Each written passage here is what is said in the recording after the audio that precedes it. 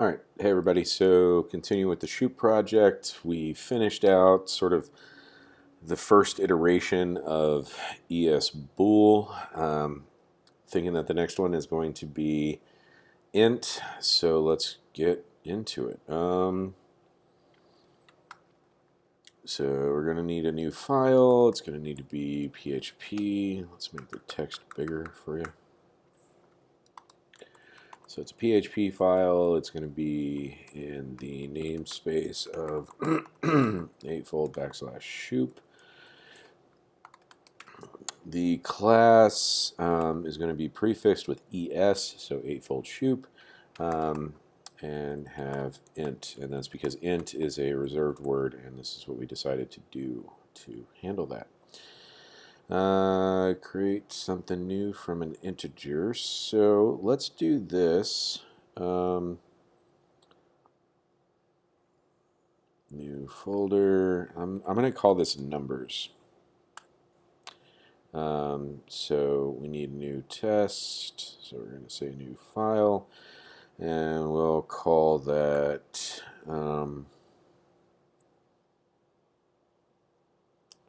Yeah, let's just call it number test for now. Okay, I'm going to open up bool test and take all of those tests and put them in there. Bring this down.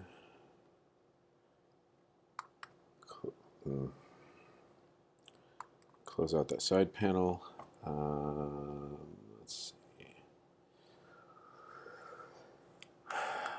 I'll get this bigger. I think we usually take that out to 80 characters, or to the 80 column. So Shoop, we're going to say ESInt. As you know, we usually start with an initialized test, so let's go ahead and get that like that. Oh, I probably am going to need to update PHP Unit to be able to get into that folder. So tests, numbers, we're going to call the test suite numbers, and go ahead and close that and close out that side panel. And we're going to save this right here. So ESInt.php is now alive and well. Cannot declare bool test. Oh, right. This should be int test.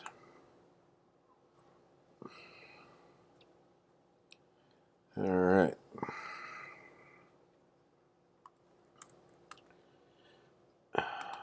So we don't have the static initializer, so let's go ahead and build that in it. We're not going to do anything with that quite yet, or with regard to passing in a property. We're going to say new ESInt.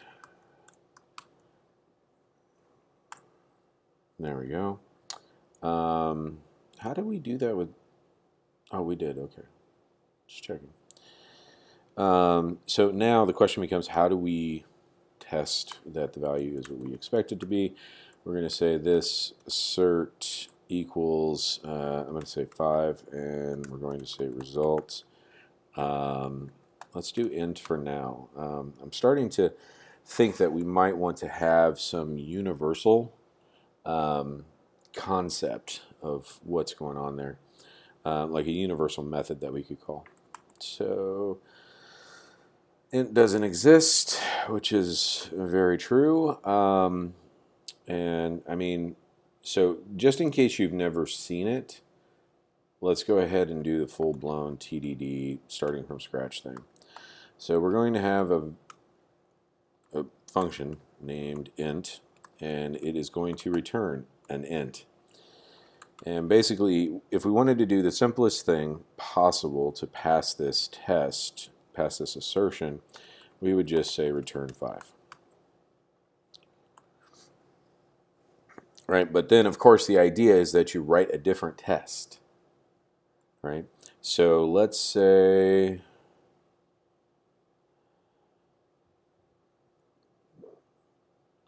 we can't. Oh, integer operators. Oh yeah, that's wow. That's going to take a minute. Anyway, so now let's do. Let's call it diff. We're going to say ESInt, init, and then we're going to say this assert equals 10, diff int, right? And it should fail. Right, now, of course, we could sit there and we could change it to 10 and everything like that, but that just causes the other one to fail. So what we need is some universal solution here. So the universal solution for me is going to be to put five. I turned into a beatboxer there for a second. To pass in 5 and pass in 10. So of course we're going to need to go ahead and do this, which is going to be int, and then we're going to need to pass it to a constructor. You know what? Let's go ahead and make the default 0. Yeah. So int, and the big thing about integers as compared to, oh, that is not where I want that. Okay, sorry. Public function constructor. So the big thing about integers is that they're basically, they don't have a decimal point, right? And so even if you started out as a float, eventually for it to be classified as an int, it has to ditch any decimal places that it might have, right? And that's why if we look at the docs here, when we get to int and passing in a float or a double, it says creates an integer from the given floating point value rounding towards 0. So if we actually go into Xcode, do I not have the playground open? Oh, guess not. Oh, where did I put it? Oh, Finder. So it's going to be desktop, it's going to be Shoop PHP, and there you have it. Right, so if we come in here to Playgrounds, which is essentially a REPL for Swift, and we say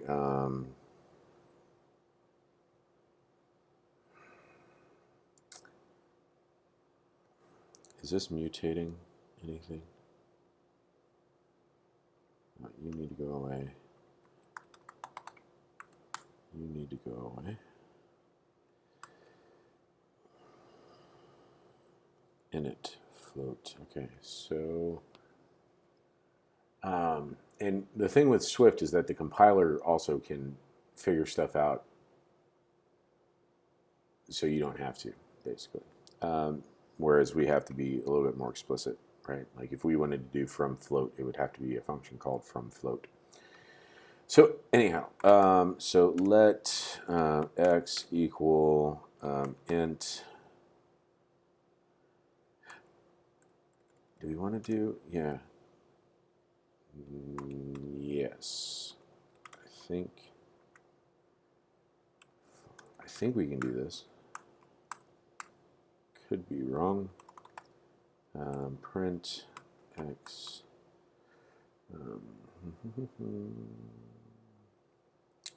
Yeah, so you see we've got 5.2 there, and then we have 5, right? Like, because that's the value. And then if we print the value of x, it is just 5. So let's see what happens when we go to 5.5 and do the same thing. Right, so it floors, it rounds down, right? Because normally when we round, if it's if the decimal place is really close to a tenth or a tens, I should say, we'll go ahead and round up. Like 5.8 becomes 6. That's not what happens here. So they're using floor, which is fine.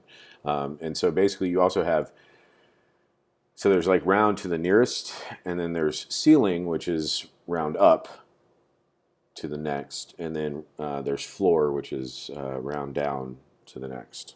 So anyhow, so we have this int, it gets set. We're going to return this int, and still has a failure.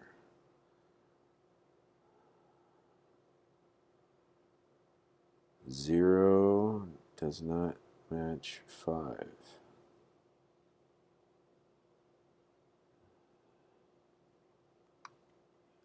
Did I forget to save? There we go. So that passes, right? So let's go ahead and delete the second test, because the first and the second test just did the same thing. All right, so we have that initializer. Now the thing about it is that double and float, they're different insofar as how many places they go after the decimal point.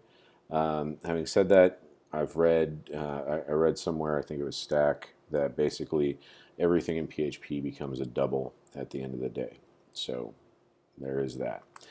So let's go ahead and say static public function, and we're going to say from float, and we're going to give it a type of float, and we're going to say float equals 0.0. And this too is going to return an ESInt, and let's see, we're going to say, how do you round in PHP? In PHP, rounding numbers. Yeah. So round, precision 0. Okay, so PHP round half up, half down, half even, half odd. We'll figure out what it does by default later. So at the end of the day, right, so what we're going to want to do is we're wanting to call ESInt init with whatever our converted value is. So int is going to be round float, and if we come down here, we're going to, let's go ahead and make this a different test. So function, public function, test can accept float. Actually, let's do float and double, since we know double's coming next. So we're going to say results, or rather, let's do float. Float equals ESInt colon from float, and I'm going to go ahead and put 5.9 because we really want to test that it's not rounding up. And so then what we're going to say is this: assert equals, we're going to say 5, and we're going to say float int. Failures, right, because it rounded up. So now if we go -1.5 into 1, -1 into okay, so half down. Wait, doesn't PHP have floor? Yeah. Floor, round fractions down. Yeah, this will be much easier. And then we don't have to set the flags and things like that. And behind the scenes, it probably already does this. So, all right, so that worked. Now we can go ahead and do the double. And it's not literal, right? Like I am not, at this point, I'm not checking to verify that whether or not it's a float or a double or anything like that. I'm sort of trusting PHP to do that for me via the type system. So from double, and we're going to say 5.888888888888. And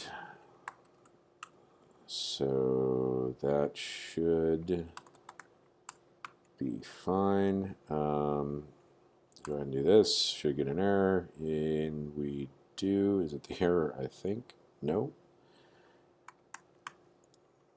Now is it the error? I think. Okay, from double. Yep, doesn't exist. So I'm going to say static public function from double, and we're going to say double.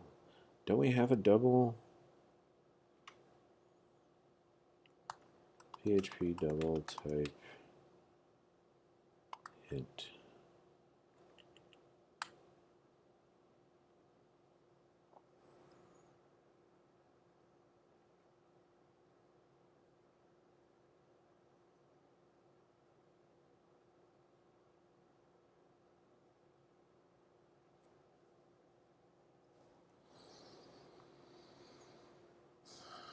Hey, I got more stack points. So there's not.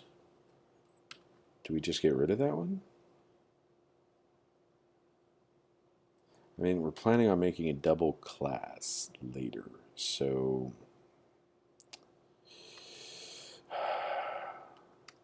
does it have decimal? No. Let's see if that double val thing will work. Nope, that's a method.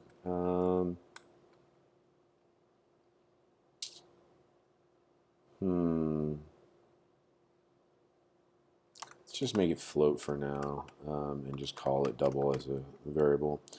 And so yeah, and doubles I think have more precision. So how many spots after the decimal point,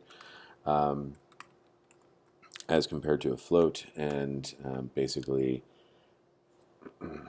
yeah.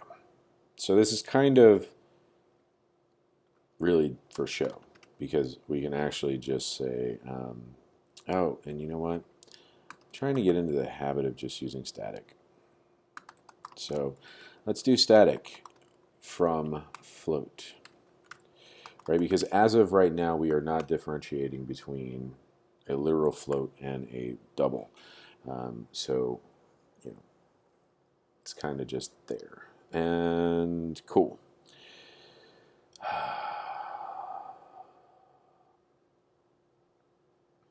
Nope, Swift Standard Library, that's what we're looking for. So double float, CG float, we don't need to worry about it. I think it's, what is that? CG is core graphics or something similar, unless they're using it in a context I'm not aware of.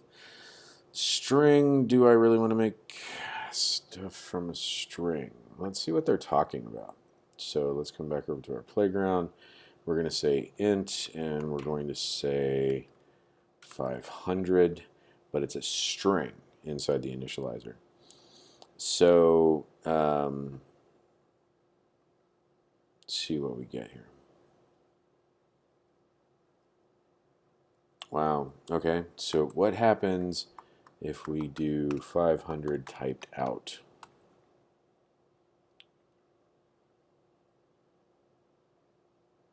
Okay, so it's literally a string. Okay, so,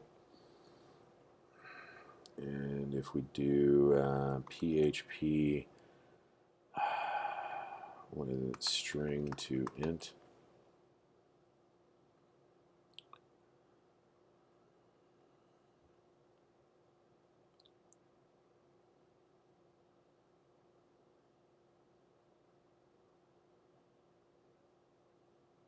And type for you, for these situations, type cast it. Okay.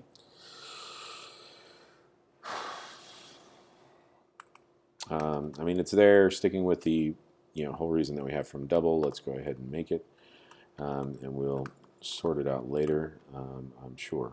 So it's going to accept a string. Eventually, that'll probably be an ES string, but that's where we're at. I'm going to give it a default of the string 0. We're going to return ESInt, and I'm going to say int equals, and then I'm going to cast it as an int, whatever the string is, and then I'm going to return static init with the value of int. So let's go ahead and create a public function, test initialize from string, and we're going to say results equals ESInt from string 500, and then we're going to say this assert equals 500 results int. Okay, see what we get, and that's what we get. Okay. Next. Next is random. I'm not sure we're going to be able to finish this one out, and we're definitely not going to be able to get into the integer operators. Negate. Let's see what negate does. So let's see if we do 500 and then say negate. No, right? Because they're going to want to right. So let's do x negate. Okay. Wow. Why is that an optional? I don't understand. Cannot use mutating member of immutable x. Wow, okay, so let's change the let to a var. I was already where I wanted to do that. Why did you try to fix it? Expression implicit coercion to any. Provide a default value to avoid this warning.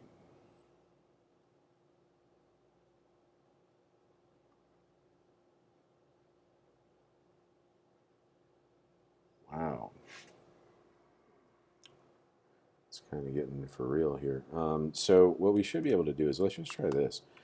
Var int, we will say that it's a string 500.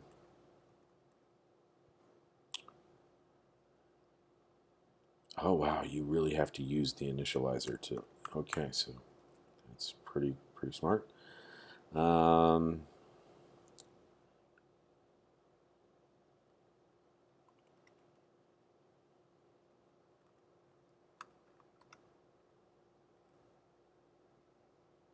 Replaces this value with its additive inverse.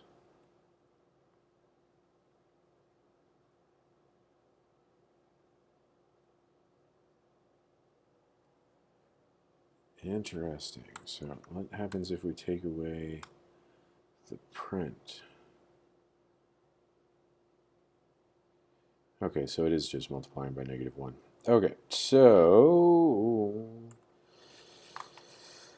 public function test can negate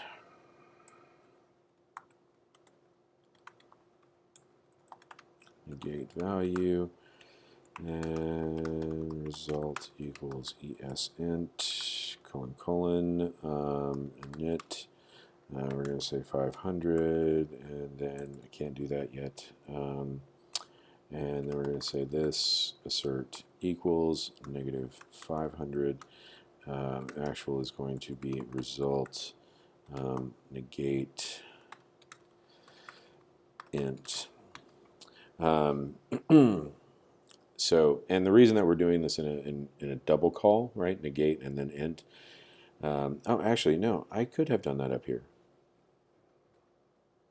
Yeah, no. Can I? I don't know. Yes, I should be able to. Sorry, debating with myself, obviously. So negate and then int.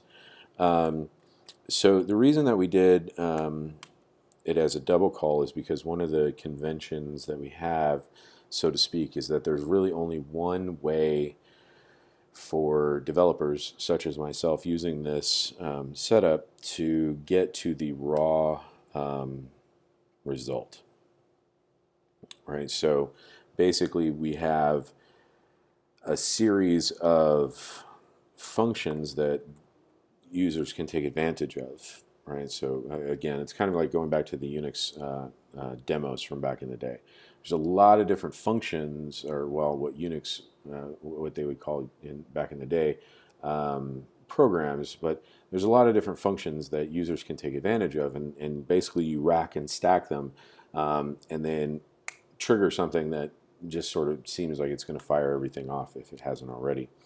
And so because we are taking base types and wanting to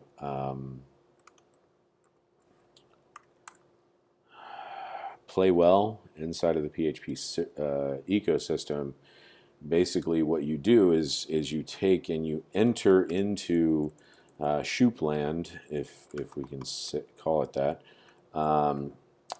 by using one of these classes, and then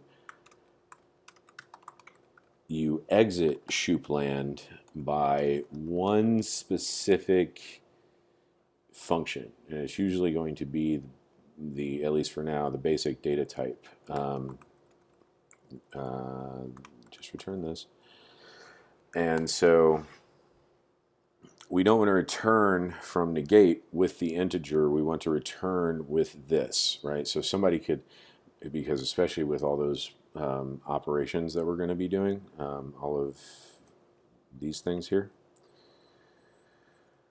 right? So the plus and the minus and the multiplication and the division and what is that, modulo? Yeah, dividing, so, and the plus equals, right? So with all of these things that we're going to be going through, and I don't even know what even some of these mean, like the bit shift operator. So yeah, I'm probably not going to do all of these, but there are going to be some. So anyway, like I said, you enter into Shoop land through the ESInt. You can play with all the objects in Shoop land, depending on how you chain them and how they get returned and things like that. But at some point, you should be, at some point, I hope, you get to the point where basically you've gotten what you want to get, right? And so, by us coming in here, we can say ESInt plus 5 minus 10 negate, and poof, all of a sudden you end up somewhere else. Not saying that that would be a normal thing, but it's definitely possible. It's accidentally possible through the architecture and mechanisms that we're using.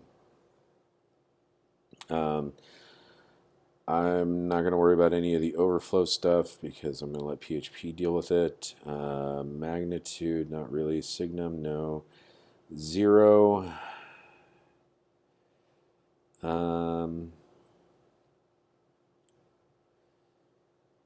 Yeah, let's see what PHP get 0 value.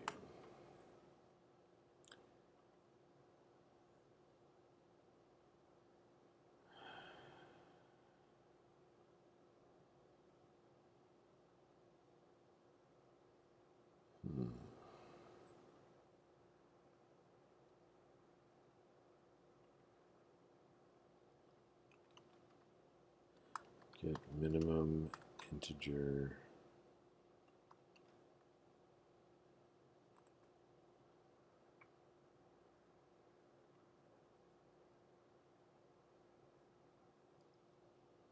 Find lowest value.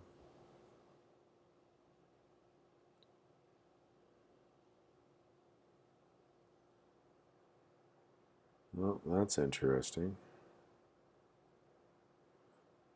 I don't know if we're going to do these.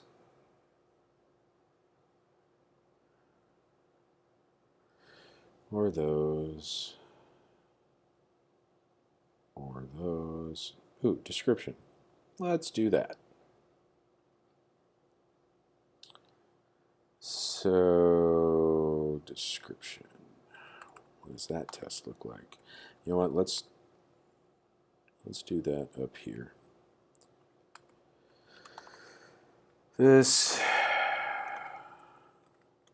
assert equals 5 and actual is result description.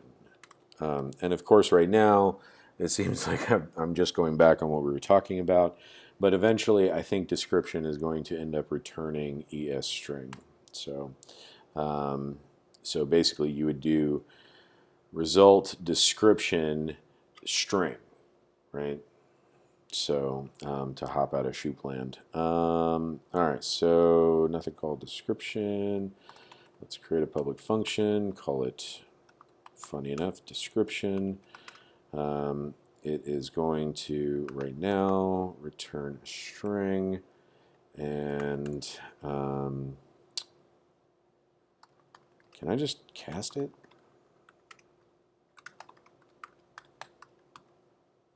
Oh, if I could type, that would be good. Description. Oh, and save those changes.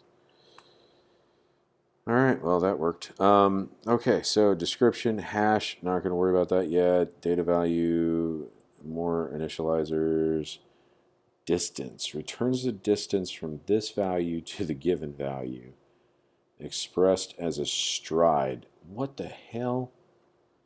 Right, because we talked about range, I think, in the last video.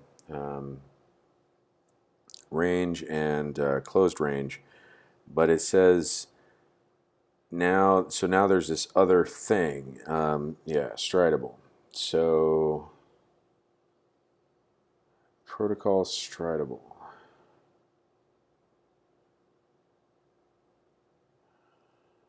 Oh my God. So I'm not really a math guy, I'm just saying. Stridable function advanced int days after Y2K. Wow. All right.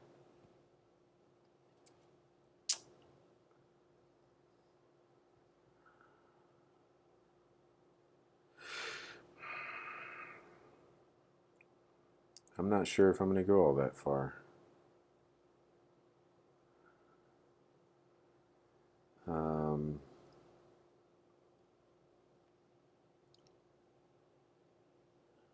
Advanced returns a value that is offset the specified distance from this value. Okay, I have to know. All right, what's the first one? Distance. So what is the distance to 200?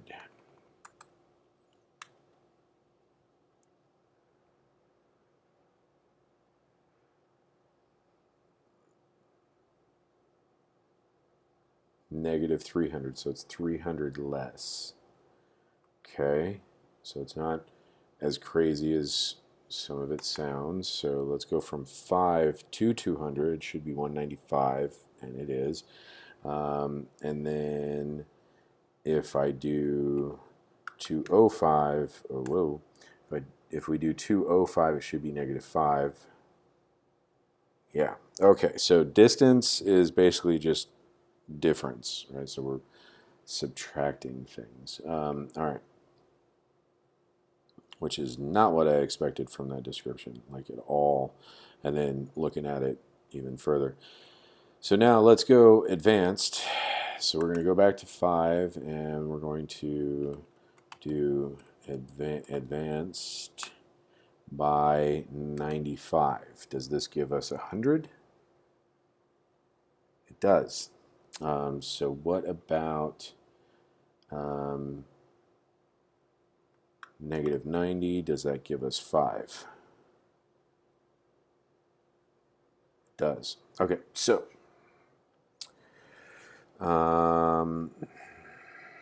do we want to wait until next time? Maybe. If I can't get this on like the first try, then we'll do it later. So public function, it's going to be distance and it's going to be another integer, which eventually it's going to have to be, oh wait, let's just go ahead and do it. Another ESInt, and it's going to be, what is it called, 2, and what are we returning? We're returning ESInt, and we're just going to return this instance, and so what we should be able to do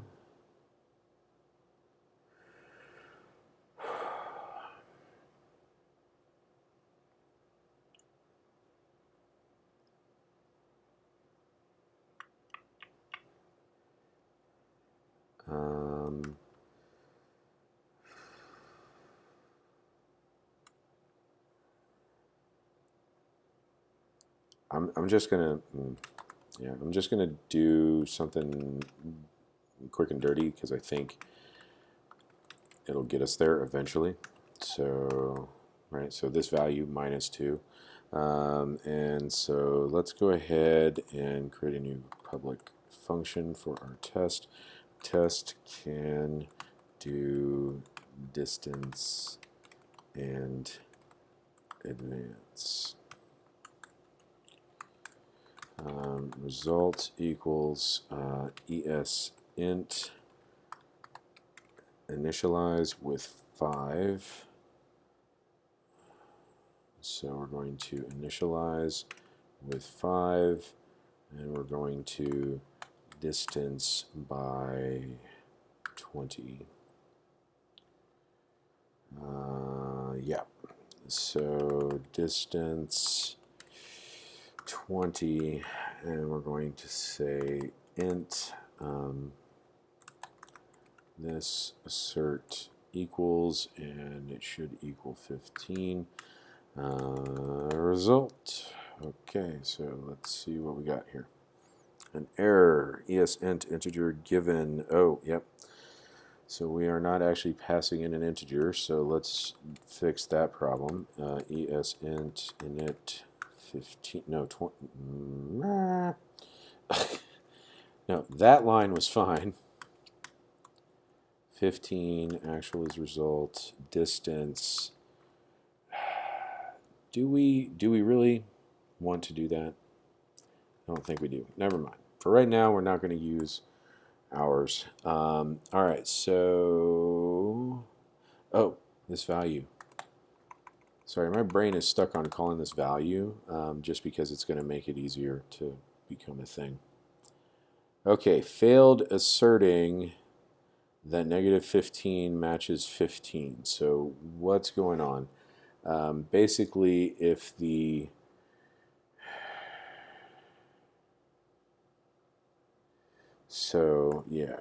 if 2 is greater than this int,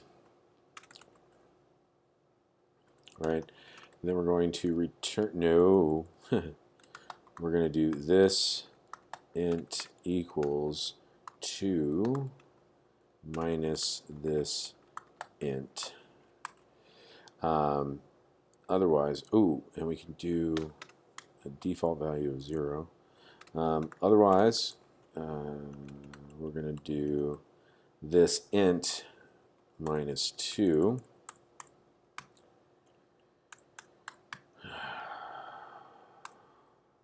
All right, so that passed. So now, what happens if we do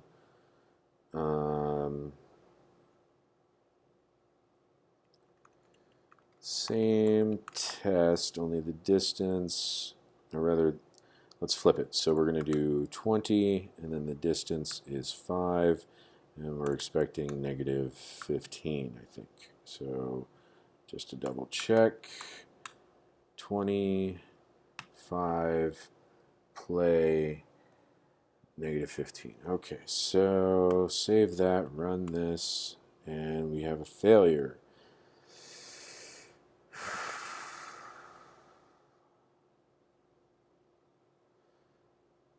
This int,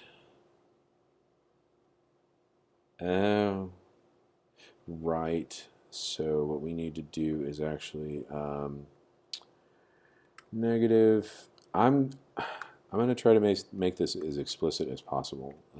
And the reason being is that there are some neat math tricks or notation tricks that we could use, right? So I should be able to, well, now that I opened it, so I should be able to say negative parenthesis and then everything like that, and it should multiply what's in the parenthesis by -1, right? But this, given that it is not only something that is supposed to be production grade and usable, I also want to make it easy to maintain by anybody else except me, right? So let's be a little bit more explicit with what is happening, right? So go ahead and do the negative bit, spelling it out, right?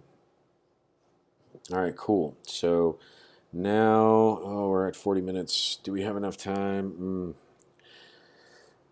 Well, I mean, technically we're already out of time, but yeah, let's go ahead and try to do advanced. I would hate to leave it at this, right? So advanced 5. Let's see what we get. Should be 25. It is. All right. So advanced is a little bit easier, I think. So if we do result equals ESInt, and then we're going to initialize with 20. Whoa. We're going to go ahead and say advance 5, and we're going to return the int. And we're going to say this assert equals 25. Result should get an error because it doesn't exist yet. Oh, did we? Is it advanced? It's advanced with a D. I don't see, and I don't like that, right? Like, it's not distanced, but it's advanced, right? It's distance and advanced. Anyway, so advanced doesn't exist. Make a public function, call it advanced, and we're going to pass in an int, and we're going to do by, and we're going to do 0 as a default value. Return ESInt, return this instance, and then I mean, it basically just looks like you add, right? Yeah. So let's do this. This int equals this int plus by, right? And now I'm curious to see what happens, right? If we start at 20, we advance by -5, because that should do subtraction, not addition. Wow, really? Okay, so that passed. All right, so that worked, and that means that we at least got advanced done, and I think everything down here we can just sort of ignore. So next time we are going to be able to really just kind of concentrate in on not the min-max, not the divided by and the multiplied by, is, okay, basically this performing calculations section. And I don't know, do we really want to do quotient and remainder? Because it's returning a tuple, and we've talked about tuples in PHP in, I think, the strings video. So we're going to have to return an array or a faux object, which basically starts out as an array that we cast, which will probably be what we do. Yeah, and is multiple of, that should be easy enough, right? Air quotes, easy enough, because basically what I'm thinking is that is multiple of, we're going to do modulo, and just check if there's a remainder and return if whatever the result of that is. Quotient and remainder, basically we're going to divide it once by the integer, and then we're going to do a modulo off the original, and I think, right, and if and just give back whatever it was, and then we have to go into the integer operators, right? So yeah, Yeah, good times.